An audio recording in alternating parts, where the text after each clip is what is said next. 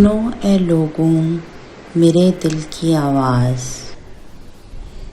دیکھے میں نے کئی عروج و زوال اپنی زندگانی میں، اجڑ گئی میری آنکھوں کے سامنے میری حیات۔ باپ گیا، شوہر گیا، بیٹے گئے، بھائی گئے اور بہت کچھ، نہ بھولی نہ سوئے، دن رات ہوئے ایک، نہ ملا چین اس دل کو۔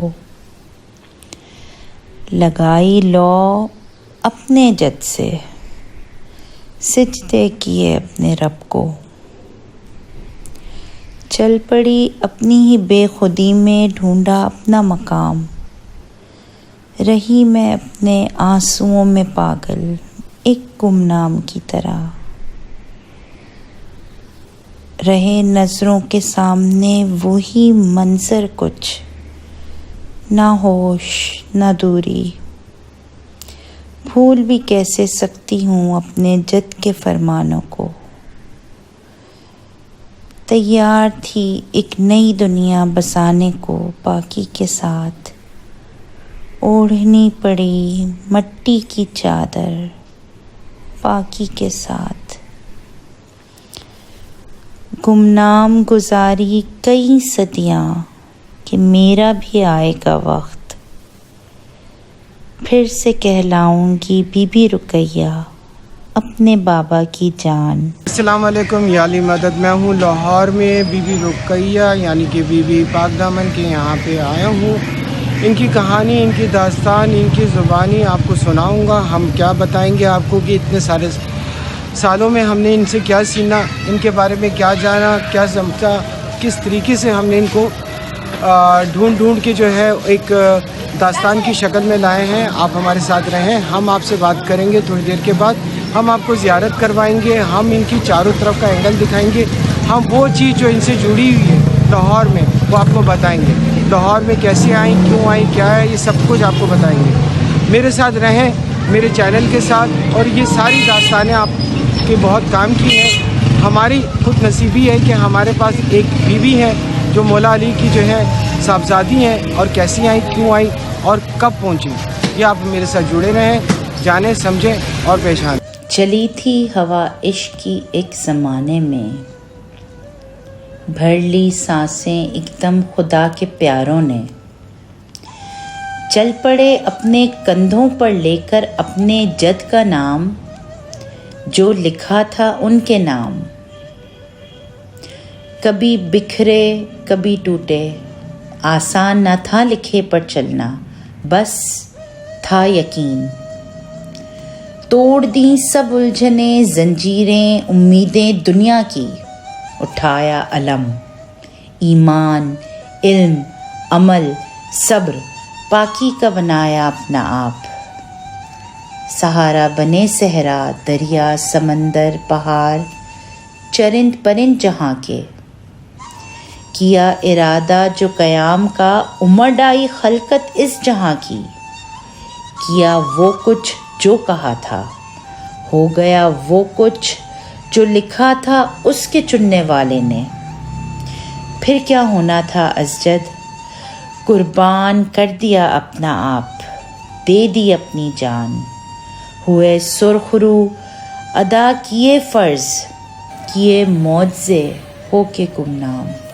السلام علیکم، یا علی مدد۔ کیسے ہیں آپ لوگ؟ اس وقت میں لاہور میں اور بی بی پاک دامن کے در پہ موجود ہوں، اور زیارت کے لیے آیا ہوں، اور آپ کو بھی کرواؤں گا ایک مختلف انداز میں اور ڈرون شاٹ کے ساتھ، جتنا مجھ سے بن سکے بغیر پرمیشن کے یہاں سے میں آپ کو شارٹ بھی دکھاؤں گا۔ اور اس وقت میں آپ کو جو ہماری چینل پہ داستان کا سیزن چل رہے ہیں، مختلف اولیاء اللہ، مختلف ولی قلندروں کے، اور اس کے ساتھ ساتھ امام زادگان کے اور اماموں کے، اور اس کے ساتھ ساتھ بیویوں کے اور بی بی پاک دامن کے لیے میں آج آیا ہوں، اس داستان کے لیے جو کتابوں میں، جو لفظوں میں بیان نہیں ہو سکتی۔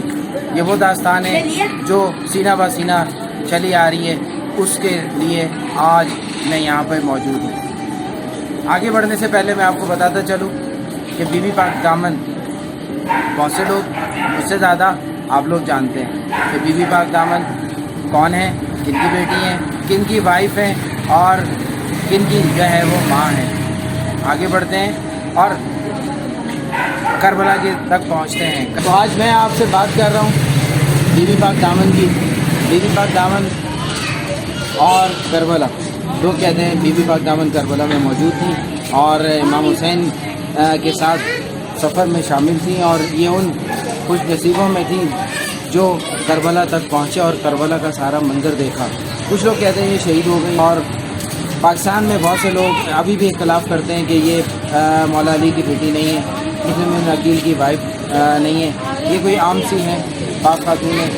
مگر جو ہسٹری بتاتی ہے اور جو چیزیں بتاتی ہے، جو اگر ڈیپ میں ہم جا کے اسٹڈی کریں اور جو سینہ بہ سینہ ہمارے پاس آتی ہے، وہ یہ ہے کہ بی بی پاک دامن کربلا میں موجود تھی، اور کربلا کے بعد اسیر کربلا بنی اور شام تک گئی، اور پھر جب وہاں سے ان کی واپسی ہوئی تو کچھ لوگ کہتے ہیں کہ وہ مدینہ واپس نہیں آئیں، کیونکہ انہیں ان کے بھائی کی، ان کے بابا کی یاد آتی تھی اور بہت ساری چیزیں اور ستاتی تھیں۔ کچھ لوگ کہتے ہیں وہ آ گئی مدینہ میں اور جو ہے وہ روح خوش زندگی گزاری، اور ہوا پھر کچھ یوں کہ مختار ثقفی کا دور آیا، کچھ لوگ کہتے ہیں، اور کچھ لوگ کہتے ہیں جب مختار ثقفی لوگوں کو جمع کرنے نکلا کہ وہ کربلا کا بدلہ لے، تو وہ جب مدینہ اور مکہ کی طرف اس نے رخ کیا، تب بیوی نے پیغام بھجوایا ان کو کہ مجھے یہاں پہ نہیں رہنا ہے، مجھے جو ہے وہ کوچ کرنا ہے یہاں سے۔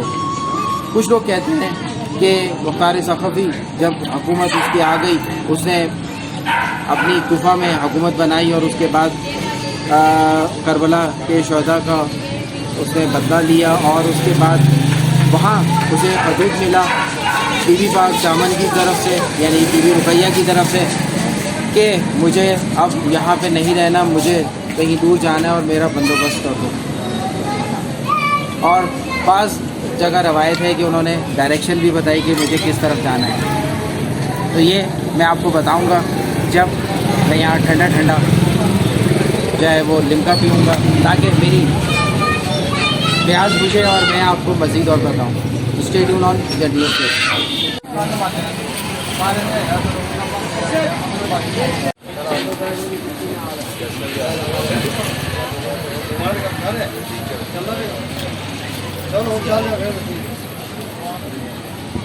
تو جب ذکر چلتا ہے یا چھڑتا ہے تو وہ دور تک جاتا ہے، اور یہ کہانی یہی نہیں ختم ہوتی۔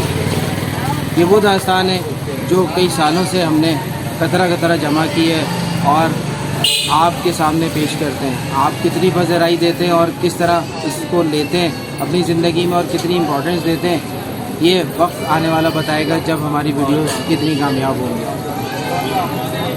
جب خط ملا مختار ثقفی کو تو اس نے تیاریاں جو ہے وہ ایسی شروع کی کہ کسی کو پتہ نہیں لگا۔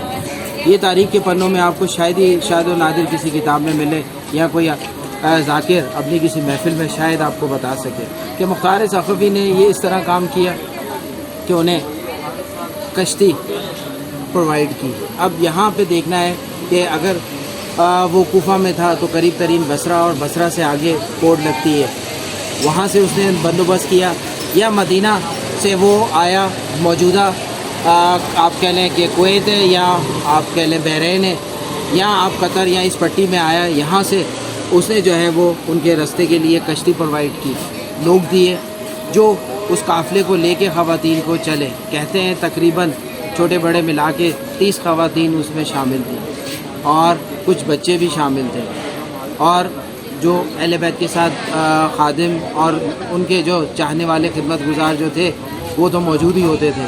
تو یہ قافلہ چلا بذریعہ شپ یعنی کہ جہاز کے، اور آپ نے بلوچستان دیکھا بالکل ہی سامنے ہے، تو مکران کیج کے نام سے ایک جگہ ہے، وہاں پر لنگر انداز ہوا۔ وہاں پہ کچھ لوگ موجود تھے جو انہیں لے کے وہاں سے آگے روانہ ہوئے۔ یہ وہ روٹ اختیار کیا گیا جو عام نہیں تھا، جو کم لوگ اس روٹ پہ چلا کرتے تھے، اور آگے بڑھنے لگا قافلہ۔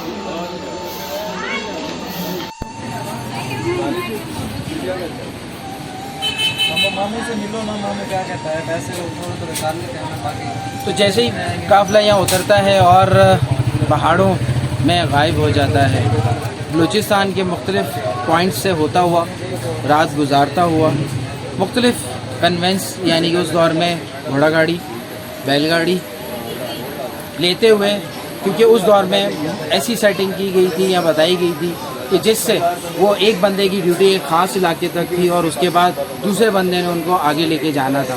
तो कहते हैं कि वो बलूचिस्तान से होते हुए जहाँ पर कश्मीर लगता है इस वक्त, इस इलाके से वो पंजाब में दाखिल हुए। इसी इलाके में कहा जाता है कि मौला अली के 18वें बेटे हमजा सुल्तान, उनका आज मज़ार मौजूद है। वो अपनी आया के साथ उन्हें यहाँ पे छोड़ दिया गया और कुछ लोग और थे जो उनके साथ यहीं पे रुक गए। और कहा जाता है कि यहाँ से फिर आगे होते होते फिर एक वक्त आया कि उन्हें दरिया सिंध क्रॉस करना पड़ा उस ज़माने में, और उसके बाद वो जिस जगह पे अब यहाँ मौजूद है, यहाँ पे उन्होंने डेरे डाले। उस वक्त बहुत दूर दूर तक यहाँ आबादी नहीं थी और एक किला नुमा जो था वो मौजूद था। तो जब यहाँ डेरा डाला तो ये एक रेगिस्तान नुमा था और यहाँ कुछ झोपड़ियाँ थी। बीबियाँ ने यहाँ डेरा डाला और यहाँ पे क़याम का इरादा किया और यहाँ अपने सेटअप बनाने लगी और अपने मामूलात ज़िंदगी बनाने लगी। फिर क्या हुआ वो आप सुनेंगे किसी और की ज़बानी। तो stay tune on journey of faith.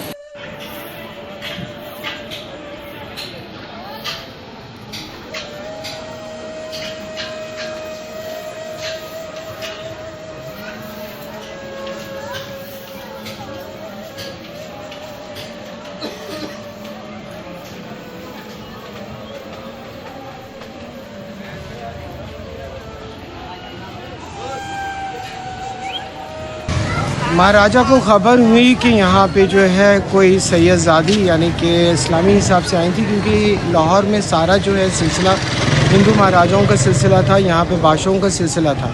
महाराजा ने अपने बेटे को हुक्म दिया कि जाओ उनको लेके आओ और हम भी देखेंगे यहाँ पे क्यों आई हैं, क्या करने आई हैं। क्योंकि हिंदुओं में जो है ज़्यादातर जो है इन लोगों को परेशानी होती थी कि यहाँ पर अगर मुग़ल सल्तनत या कोई भी आता है तो इस्लाम के हिसाब से जो है हुक्मरानी करता है। महाराजा यहाँ पर जब पहुँचे और जब महाराजा ने जो है जब देखा कि फलां टिल्ले पे जाके जो है वो बीबी पाक दामन जो है वो बैठी हुई हैं और उनके साथ कुछ और जो है वो बीवियाँ भी हैं और वो यहाँ पे आके क्यों बैठी हैं। तो यहाँ पे ये था कि बीवी जब पहुँची यहाँ पे तो यहाँ पे एक बुज़ुर्ग औरत थी जो झोंपड़ी में रहती थी। उस ज़माने में इतना डेवलप ये जगह नहीं थी जिस जगह पे आज मैं खड़ा हूँ, जहाँ पे बीबी पाक दामन ने आके रुकी। यहाँ पे एक बूढ़ी बुज़ुर्ग औरत थी जिन्होंने जो है उनको सहारा दिया, उनको खिलाया पिलाया और अपने पास रखा।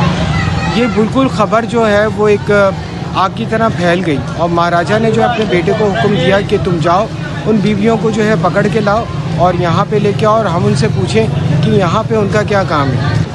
महाराजा का बेटा जो है वो अपने दस्ते के साथ आया, बहुत सारे फ़ौजियों के साथ आया और मेरे अंदर से शायद 20 या 25 फ़ौजी उसके साथ थे और बहुत ही जवान किस्म का जो है वो महाराजा का बेटा था और नया नया जवान हुआ था और शहज़ादा था।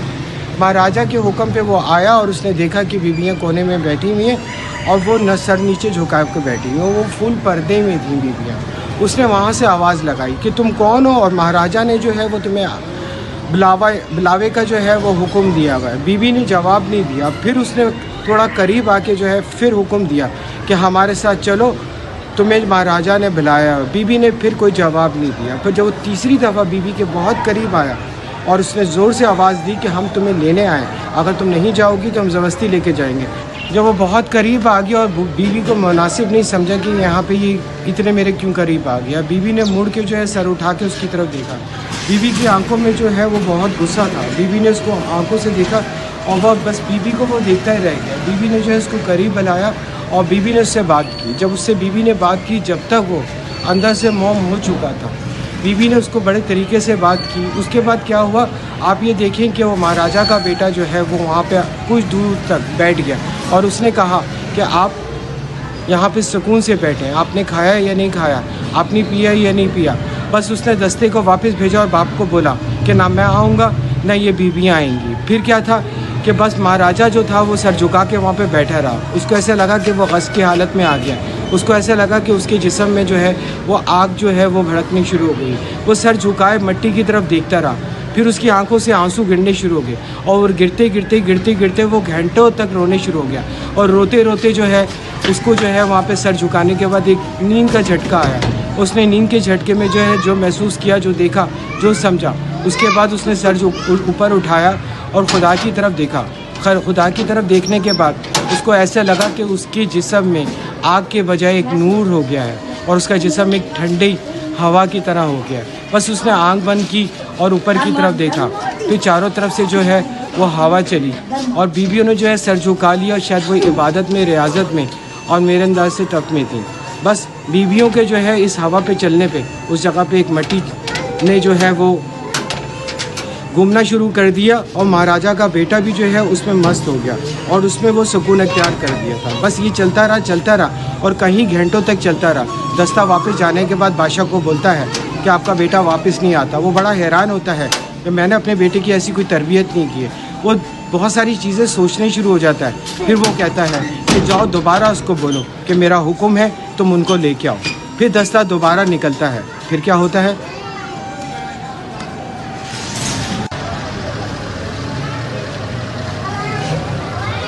दस्ता वापस आने के बाद जो है वो फिर वहाँ से आवाज़ देते हैं, महाराजा।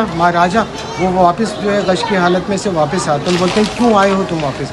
बोला कि बादशाह ने बोला है कि अगर मेरा शहज़ादा वापस नहीं आता तो शहज़ादे को जो है ज़बरदस्ती और बीवियों को भी ज़बरदस्ती लाओ। वो शहज़ादे में गुस्से आ जाता है। शहज़ादा अपनी तलवार निकाल लेता है। तलवार निकालने के बाद जो है वो शहज़ादा जो है वो उन पे हैवी हो जाता है कि 2 से 3 को वो जो है ज़ख्मी कर देता है और बाकी जो है वो देखते हैं कि शहज़ादे को क्या हो गया। उसके बाद दस्ता वापस चला जाता है और जाके महाराजा को बोलता है कि मेरे अंदाज से वो जो बीवियाँ आई हैं उन्होंने शायद महाराजा पे जादू कर दिया है, शहज़ादा हम पे ही हमलावार हो रहा है। बादशाह को बहुत ही गुस्सा आनी शुरू हो जाता है और बादशाह ये बोलता है कि इस तरीके से कैसे हो सकता है कि मेरा शहज़ादा जो है वो मुझसे बागी हो जाए, ऐसा नहीं हो सकता। तो बादशाह जो है वो खुद बहुत सारे हुक्मरानों के साथ वहाँ पे पहुँचता है। उसके बाद जो है वो शहज़ादे को हुक्म देता है। शहज़ादा जो है वो बादशाह के सामने खड़ा हो जाता है और बोलता है बाबा साहब आपने अगर 4 कदम भी आगे बढ़ाए तो मैं ये भूल जाऊंगा कि आप मेरे बाप हैं। बस इन बीवियों की ज़िम्मेदारी, इनकी जो है हिफाजत सब मुझ पर सौंपी गई है। बाप उसका कहता है कि ये कैसा माजरा है कि तूने ऐसा क्या देख लिया है। वो कहता है कि मैं तुम्हें बता नहीं सकता कि मैंने क्या देखा है, बस बाबा साहब आप चले जाओ, ये इस ज़मीन की अमानत है और ये यहाँ पे आई हैं। बस मेरा काम है इनकी हिफाजत करना और इनको बीबी पाक दामन की तरह पाक रखना। बस यहीं से नाम शुरू हुआ बीबी पाक दामन के नाम से। और फिर वो चाहता था कि बीबी पाक दामन के करीब भी कोई नहीं जाए, यहाँ तक कि उनका महाराजा भी इससे बात नहीं कर सके। फिर महाराजा ने वहीं से हुक्म दिया कि देख बेटा, मैं ये बात भूल जाऊँगा कि तू मेरा बेटा है। बस अब मेरा अना का मसला हो गया है कि मैं इन बीवियों के साथ तुझे भी लेके जाऊँगा और मैं कभी भी नहीं चाहूँगा कि तू यहाँ पे रहे। बस वो कहता है कि बाबा आज के बाद मैंने सारी जो है वो हुक्मरानी, सल्तनत, हर चीज़ छोड़ के इनके पीछे एक दरवेश हो गया हूँ और मैं यहीं पे रहूँगा और जब तक ये यहाँ पे रहेंगी जब तक मेरी हिफाजत में रहेंगी। फिर महाराजा के बेटे ने जब अपने बाप को बोला कि आप चले जाओ, इसी में बेहतरी है, मतलब मैं भूल जाऊँगा कि आप मेरे बाप हो। फिर क्या था कि महाराजा जो है वहीं पे सुन हो गया और उसने ये सोचा कि मेरा बेटा क्यों खड़ा हो गया मेरे सामने। और जितने भी सिपाही आए थे आपस में सरगोशी करने लगे। तो महाराजा ने सोचा कि इससे पहले कि मेरी बेइज्जती हो तो वो उसने हुक्म दिया कि सारे वापस चलो और मुझे गौर और फिक्र की ज़रूरत है ताकि मैं इस मसले को हल कर सकूं। और जैसे ही वो महाराजा अपने महल तक पहुंचा तो पूरे शहर में जो है आग की तरह बात फैल गई। बीबी पाक दामन के बारे में जो है हर घर में बात होनी शुरू हो गई। महाराजा परेशान हुआ और महाराजा ने बोला कि इससे पहले कि मैं किसी मुसीबत में आऊँ या कोई परेशानी हो, क्योंकि उसको पता ही नहीं था कि बीबी पाक दामन कौन है, इस्लाम कौन है और ये अहले बैत कौन है। बस उसको इतना परेशान था कि ये मेरे लिए कोई परेशानी आई है। تو اس نے بہت سارے سادھوؤں کو بلایا اور بٹھایا اور بولا کہ مجھے اس مسئلے کا حل نکال کے دو۔ جب انہوں نے سادھوؤں نے بیٹھا اور انہوں نے اپنے مسئلے ساری چیزیں دیکھی اور سمجھا، تو انہوں نے نتیجہ نکالا کہ یہ بادشاہ کی حکومت کے لیے اور لاہور کے لیے جو بھی ہے پریشانی ہے، اور ہندو ریلیجنس کے حساب سے بھی بہت بڑی پریشانی ہے۔ اور بادشاہ خاموش ہو گیا اور اس نے بولا مجھے ٹائم چاہیے، اور بادشاہ اس ٹائم چلا گیا اور سادھوؤں نے اپنا مسئلہ حل کر دیا۔ لیکن دن بہ دن ہر چیز چینج ہوتی گئی، 2 سے 3 دن گزر گئے، لیکن وہ لڑکا دور ہی بیٹھا رہا۔ اس نے وہاں پہ بیویوں کے لیے کھانا اور پانی جو ہے وہ پرووائڈ کیا، یعنی کہ ارینج کیا اور ان کو دیا، اور بیویاں وہیں پہ بیٹھی رہیں۔ بیویوں نے کوئی بات بھی جو ہے اس لڑکے سے نہیں کی، اور وہ لڑکے نے بھی دور سے جو ہے کوئی بات نہیں کی۔ لڑکے کی جو ہے وہ ایک غش کی حالت میں وہ چلا گیا تھا، اس کو یہ نہیں پتہ تھا کہ میں کس کنڈیشن میں ہوں۔ وہ شاید بھول گیا تھا ہندو مہاراجا کا بیٹا ہے اور ایک شہزادہ ہے۔ اس کے بعد کیا ہوا بتاتا ہوں جلدی آپ کو۔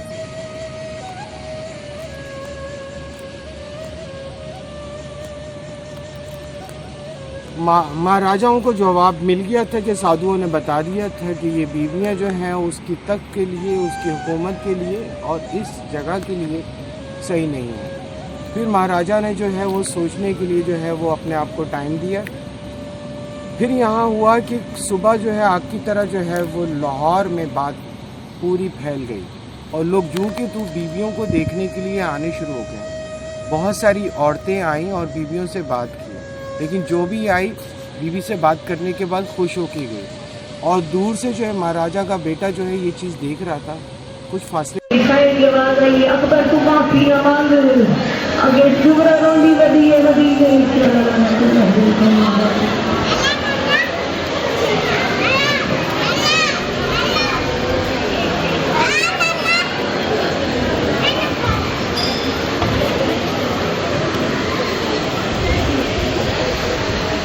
نعرہ تکبیر سب بولو کائنات کی سبحان اللہ ہے خلق الانسان کبیرۃ ہے رحمۃ اللہ ہے کریم اللہ ہے مغفر اللہ ہے شفاعت اللہ ہے سبحان اللہ ہے اللہ سبحان اللہ ہے ذو جلال و اکرام اللہ ہے کائنات کا اللہ پہ بیٹھے تھے۔ وہ جوں کا تو بیٹھا ہوا تھا اور یہ دیکھ رہا تھا کہ بیویوں کے پاس سے بات کرنے کے بعد عورتیں خوش ہو کے جا رہی تھیں۔ بس یہ سلسلہ چلتا رہا، اور کچھ دن یعنی کہ میرے نظر سے 3 سے 4 دن کے بعد مہاراجا نے دوبارہ جو ہے اپنے وزیر اور سب کو بلایا اور کہا کہ ہمیں دوبارہ جانا ہے، لیکن ہم نہیں چاہتے کہ ہم کچھ ایسا کریں کہ ہماری عوام جو ہے وہ ہمارے خلاف ہو جائے۔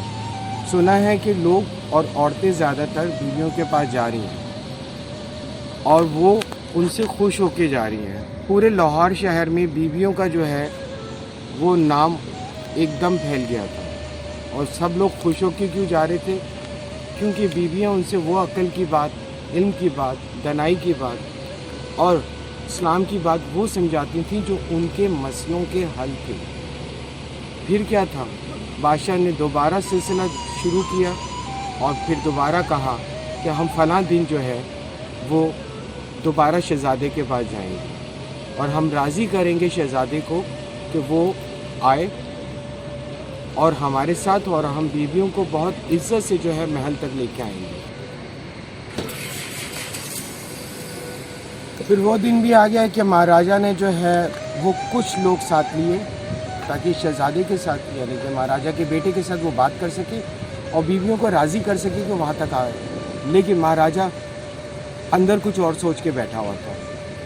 ایسا تھا کہ اس دن بیوی جو تھیں وہ بہت زیادہ بے چین تھی، اور انہوں نے کافی دیر تک اس لڑکے کو دیکھا، اور لڑکے کو دیکھنے کے بعد ان کو اشارہ کیا۔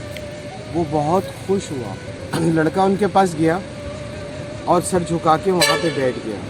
بیوی نے سر جھکا کے ہی اس سے 2 باتیں کی کہ دیکھ اب ہمارے لیے یہاں پہ ہر چیز کا خطرہ شروع ہو گیا ہے اور ہم پریشان ہیں۔ تو اس نے کہا کہ اے بیوی، میری جان بھی آپ کے لیے حاضر ہے، آخری خون کا قطرہ بھی آپ کے لیے بہا دوں گا، لیکن آپ کی عزت کو آنچ نہیں آنے دوں گا۔ اس کے بعد اس بیوی نے اس کو کہا کہ تم ایسا کرو کہ جاؤ पानी का बंदोबस्त करो, और जो मेरे साथ बीवी आई हैं उनकी हर चीज़ का बंदोबस्त करो। मैं मिलती हूँ थोड़ी देर के बाद। फिर ये टाइम ऐसा आ गया कि बीवी ने ऊपर हाथ उठाया और बीवी ने कहा कि ऐ अल्लाह, ये बीवी तुझसे दुआ मांगती है कि जो ज़िम्मेदारियाँ मैं लेके आई हूँ, यानी कि मेरे साथ जो दूसरी बीवियाँ हैं उनके भाई के जाने के बाद ये ज़िम्मेदारी मेरी है। अगर मैं वहाँ से इनकी इज़्ज़त बचा के आई हूँ तो मैं चाहती हूँ कि यहाँ पे भी करें, कुछ ऐसा मौज़ा कर दे कि हमारे दामन जो है वो बच जाए। फिर ऐसा हुआ कि उस लड़के ने दूर से देखा कि एक हवा का मट्टी का गोला बीवियों के इर्द गिर्द घूमा, क्योंकि बीवियाँ टिल्ले पे थी जो लाहौर से करीब था लेकिन बहुत ज़्यादा ऊंचा नहीं था। बस वो हवा का टिल्ला घूमता रहा। वो लड़का वहाँ से बहुत तेज़ी से भागा और उसने कहा हो सकता है कि बीवियों को ये जो हवा का जो भंवरा घूम रहा है नुकसान देगा। उसके आने से पहले उस हवा के गोले ने बीवियों का आस सिमटा। बीवियों ने अपने साथ आई हुई बीवियों को एक झुम्मट में ले लिया और चारों ने हाथ पकड़ के एक राउंड सा बनाया और वो राउंड उस भंवरे में चला गया। उसके देखते ही देखते वहाँ से पहाड़ एक मट्टी के मानद की तरह खुला और बीवियाँ उसमें चली गईं। वो ये माजरा देख रहा ही था तो आखिर में उसने देखा कि वो मट्टी का जो गोला था वो आखिर में उसी जगह पे दफन हो गया जिस जगह पे बीवियाँ गई। बस फिर क्या था, वो पागलों की तरह भागता हुआ आया और उसने वहाँ से मट्टी खोदना शुरू कर दिया, लेकिन मट्टी नहीं थी, बीवियाँ जा चुकी थी। लेकिन बीवियों के दुपट्टे का यानी कि उनके पल्लू का हिस्सा या उनकी चादर का हिस्सा बाहर था। उसने बड़ी बीवी की चादर को हाथ लगाया तो अंदर से आवाज़ आई कि बस हमारा काम इतना था, आगे का काम तेरा है। मैं और ए मेरा खुदा तुझे रहनुमाई देंगे कि तूने इस जगह को कायम दायम रखना है, क्योंकि आने वाला कल इस जगह की गवाही है और खुदा का हुक्म है कि ये मौज़ा या करामात ज़िंदगी भर लोगों को याद रहे, ताकि हमारे अहले बैत का होने का एहसास हो। यहाँ से दास्तान शुरू होती है उस शहज़ादे की जो एक महाराजा के बेटे के बाद एक मजावर, एक दरवेश, एक फ़कीर हो चुका था। कई दिनों तक जो है वो वहीं पे बैठा रहा। लोगों ने उससे बात की, लोगों ने उससे पूछा, लेकिन वो कुछ बता नहीं सकता था, क्योंकि उसने जो देखा वो उसके लिए इतनी बड़ी चीज़ थी कि उस चीज़ को हज़म करना उसके लिए बहुत मुश्किल था। एक सुबह को वो उठा, अजान की आवाज़ उसके कान में गई और उसको पता था कि दूर तक कोई भी मस्जिद नहीं है। मेरे अंदर से शायद ये फजर का टाइम था और बस उसकी अजान कान में गई तो उसको ऐसा लगा कि अजान की आवाज़ जो है उसी टिल्ले से आ रही है। वो उठा, उसने अपने आप को तैयार किया और वहाँ पे वो सजदे में गिर गया, लेकिन उसको नमाज नहीं आती थी। जब वो सजदे में गिरा तो उसको ऐसा लगा कि वो एक ऐसी जगह पे चला गया है जहाँ पे हम कलाम वो किसी ऐसे बुज़ुर्ग के साथ है जो बहुत वाइट दाढ़ी वाला है और वो वाइट कपड़ों में है। बुज़ुर्ग ने कहा कि ए अल्लाह के बंदे, तू हमारे लिए चुना गया है और हमने तुझे चुना है, बस तूने अब तबलीग करनी है, तूने लोगों के सच और हक़ की बात करनी है, तूने लोगों का ईमान मजबूत करना है। हम तुझे इतनी ताकत बख्श देंगे इन बीवियों के सदक़े कि जब तक तू ज़िंदा रहेगा, जब तक तू लोगों की मदद करेगा। फिर उसके पास वो सारी ताकत, वो सारे करामात और लोगों के मसले मसालों का हल और इल्म उसके पास आ गया और वो एक दरवेश हो गया और ज़िंदगी भर वहाँ पे दरवेश रहा। दरवेश होने के बाद उसने वो बीवियों की जगह पक्की की और फिर आस्ते आस्ते वो जगह लोगों के लिए खुलने शुरू हो गई। लोग अपनी हाजात के लिए आते थे, लेकिन छुप के आते थे और हर फ़िरका, हर मज़हब, यानी कि हिंदुओं के भी बहुत सारे फ़िरके होते हैं, वो आए और अपनी हाजत करते थे और जब उनकी हाजत पूरी होती थी तो वो जाके दूसरों को बताते थे। इस तरीके से बीबी पाक दामन उनका नाम रख दिया गया, क्योंकि उनको बीवियों के नाम नहीं पता थे। बीबी पाक दामन इसलिए कहते हैं कि महाराजा ने उनको अपने साथ लेके जाने के लिए और उनके करीब आने की कोशिश की, बीबी पाक दामन थी और उनका दामन ये गवाही देता था कि उनके दामन को यानी कि उनके दुपट्टे तक को किसी ने हाथ नहीं लगाया। आज भी बीबी पाक दामन गवाही देती हैं कि वो बीबी पाक दामन है और मौला अली के साथ उनका वो रिश्ता है जो शायद ही कहीं ना हो। मैं ये कहता हूँ कि हम बहुत खुद नसीब हैं कि आज हमारे मुल्क में बीबी पाक दामन है और मौला का एक हिस्सा है। आएँ और बीबी पाक दामन पे अपनी सारी हाजात, सारी मुश्किलें, सारी परेशानियाँ बोल के जाएँ। आज भी बीबी पाक दामन सुनती हैं क्योंकि मौला का ख़ानदान ही सुनता है और हमें तसल्ली देता है।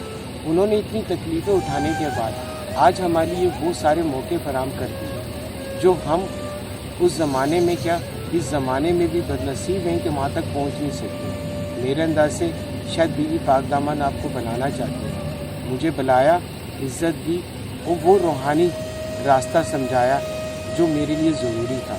मैं इस सफ़र पे निकला हूँ। क्या आप क्या कोई सफ़र है? अगर आपकी ज़िंदगी का कोई सफ़र नहीं है तो आपकी ज़िंदगी बग़ैर सफ़र के फजूल है। मैं कहता हूँ कि ये देखती भी हैं, सुनती भी हैं, समझती भी हैं और आपके दिल को और रूह को इतना सुकून देती हैं। एक दफ़ा आएँ और बीबी पाक दामन के पास और अपने आप को छोड़ के चले जाएँ।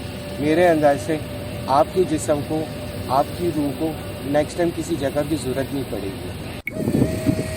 आप बात करते हैं औलिया कराम की।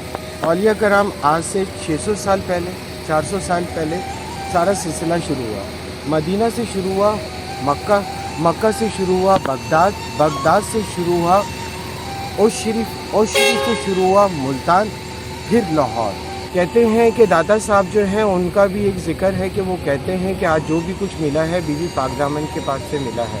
क्योंकि मैं जब लाहौर आया था तो मेरी कोई शनाख्त नहीं थी और मैंने काफ़ी रियाज़त रातों को आके बीबी पाक दामन के रोज़े पे जो है इबादत की, रियाज़त की और उनसे ख्वाहिश रखी कि मुझे आप इस काबिल कर दें कि मैं कुछ कर सकूं। और आज मेरे अंदर से लाहौर के बहुत सारे लोग दाता दरबार जाते हैं और दाता दरबार के बारे में जानते हैं। तो बीबी जो है वो ये नहीं देखती कि कौन आया मेरे पास, बीबी ये देखती हैं कि वो क्यों आया मेरे पास। आप भी आएँ और शामिल हो। कहते हैं कि इंडिया के बहुत सारे औलिया कराम बीबी के पास आए। जब भी कोई अली के ख़ानदान का कहीं भी हिजरत हुआ तो वहाँ पे औलिया कराम, कलंदर, वली उनके दरों पे जाके हमेशा सुरख हुए। आज हमें जितने कलंदर वली मिलते हैं और औलिया मिलते हैं उनके पास जितना भी इल्म है वो सब अहले बैत का दिया हुआ है। काश मैं भी इनमें शामिल हो जाऊँ और बीवी मुझे या मेरे मौला अली के ख़ानदान वाले या अहले बैत इतना नवाज दें कि मैं किसी को इल्म दे सकूं। मेरे अंदाज से इल्म बांटना आपका मकसद और आपका फ़र्ज़ बनता है। मैं आपका दोस्त आसिम मलिक। मैं दास्तान ख़त्म करता हूँ बीबी पाक दामन की, जो मौला अली की जो है बेटी हैं और मौला अब्बास की जो बहन है, और मुस्लिम बिन अकील जो शहीद हुए थे कूफा में, उनकी जो है बेगम है। ये क्यों आई, ये सब कुछ मैंने आपको बताया। इसको जमा करने के लिए कितना टाइम लगा मुझे ये मैं जानता हूँ। मेरे अंदर से बीबी रुकैया अगर हमारे मुल्क में है तो हम बहुत खुद नसीब हैं। ये दास्तान 100 लोगों ने मुझे बताई, लेकिन मेरे दिल ने जो सुनी, जो समझी, वो आप तक पहुँचा रहा हूँ। अगर कोई चीज़ आपको समझ नहीं आए तो कोशिश करें उसको समझने के लिए। कमेंट ज़रूर दें मुझे अच्छे अल्फाजों में, अप्रिशिएट करें मुझे या मुझे इस्लाह करें। मैं सुनता हूँ, समझता हूँ और इल्म लेता हूँ। मैं आपका दोस्त आसिम मलिक। अस्सलाम वालेकुम या अली मत। कहते हैं कि जब बीबी पाक दामन का बहुत ज़िक्र शुरू हुआ और हर ख़ास व आम में वो उनके बारे में बहस होना शुरू हुई और उनकी जो ताल्लुक़ था मौला अली से जोड़ा जाने लगा, तो उस वक्त के बहुत सारे आलिम दीन या उलमा जो हैं वो एक्टिव हो गए और उन्होंने मुख्तलिफ़ बातें बोलना शुरू कर दी बीबी के बारे में। तो एक अक्लमंद आलिम ने उस वक्त के क्या किया कि खतूत कुछ लिखे और ईरान और इराक़ भेज दिए ताकि तस्दीक हो सके कि बीबी पाक दामन वाकई ही मौला अली की साहबजादी हैं। तो ये क्वेश्चन था बहुत बड़ा और ज़िम्मेदारी भी थी। तो इस ज़िम्मेदारी में نبھاتے نبھاتے تقریباً 10 سال گزر گئے. وہ سرچنگ میں لگے رہے. 10 سال کے بعد انہوں نے انہی مولانا کو واپس ایک خط لکھا اور اس میں کہا جی ہاں 100% یہ مولا علی ہی کی بیٹی ہیں اور بی بی رقیہ ہی ہیں. تو یہاں سے ہمیں پتہ لگتا ہے کہ تاریخ میں جب ہم نکلتے ہیں تاریخ کے پنوں کو جمع کرنے کے لیے صدیاں لگ جاتی ہیں. تو ایک آتا ہے کام کرتا ہے وہ چلا جاتا ہے, اسی کام کو دوسرا آ کے سنبھالتا ہے اور پھر اسے آگے بڑھاتا ہے. تو اسی طرح ہم بھی جرنی آف فیتھ اسی تگدوں میں لگے ہوئے ہیں تاکہ ہم آپ کو صحیح اوریجنل اتھینٹک انفارمیشن دے سکیں اور ایسے واقعات اور قصے اور وہ داستانیں آپ کو دے سکیں جو آپ کی روح کو تو گرمائیں, آپ کی زندگی کا قبلہ بھی رخ صحیح کریں. Stay tune on journey of faith.